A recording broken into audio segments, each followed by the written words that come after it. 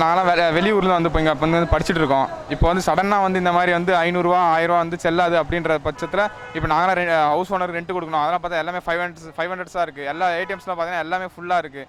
இது வந்து சடனாக எடுத்ததுனால என்ன பிளாக் மணி எடுக்கணும் அப்படின்ட்டு ஒரு முடிவில் எடுத்திருக்காங்க. ஓகே, நல்லது தான். பட் ஆனால் சடனாக எடுக்கிறதுனால இப்போ எங்களை மாதிரி ஒரு மிடில் கிளாஸ் லோ கிளாஸ் அந்த மாதிரி இருக்கவங்களாம் நிறைய வந்து பாதிப்படைகிறாங்க.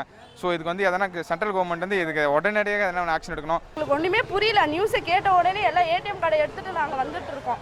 இது வந்து சாதாரண மக்களுக்கு வந்து பெரிய அதிர்ச்சியாக இருக்குது. எப்படி சொல்கிறது, ஒரு மெடிக்கல் ஷாப்புக்கு போனால் கூட ஒரு 500 ரூபாய் மாற்ற முடியல, ஒரு 1000 ரூபாய் மாற்ற முடியல. இது வந்து உடனே சொல்கிறது ரொம்ப தப்பு.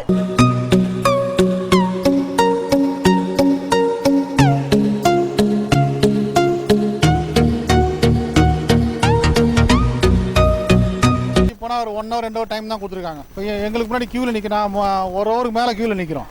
அதையும் மீறி ஒருத்தர் வந்து இப்போ 2 பாக்கெட் ஃபுல்லாக கட்டுக்கட்டாக கொண்டு வந்து போடுறாரு. அப்படின்னும் போது உங்களுக்கு வெயிட்டிங் ஜாஸ்தி தானே ஆகுது. பார்த்தீங்களா, 8000 ரூபாய் ஏடிஎம்ல வெறும் 500 ரூபாய் பாருங்க. அந்த ஏடிஎம் கார்டு கூட இருக்குது, வெறும் 8000 ரூபாயும் 500 ரூபாயும் வருது. இப்போ பஸ்ஸில் குத்தா மாற்றோன்னா மாற்ற மாட்டானா எனக்கு தெரில. இப்போ நான் தஞ்சாவூர் போனோம், நான் எப்படி போனேன், நடு ரோட்டில் நிற்கணுமா? சார் இது 500 ரூபா நோட்டு எடுத்துன்னு வந்தால் டிக்கெட் இல்லை, 500 ரூபா செல்லாது, திருப்பி எடுத்துன்னு போக நாங்களாம் ஊருக்கு எப்படி போகிறது? சொல்லுங்கள், நீங்களே சொல்லுங்கள்.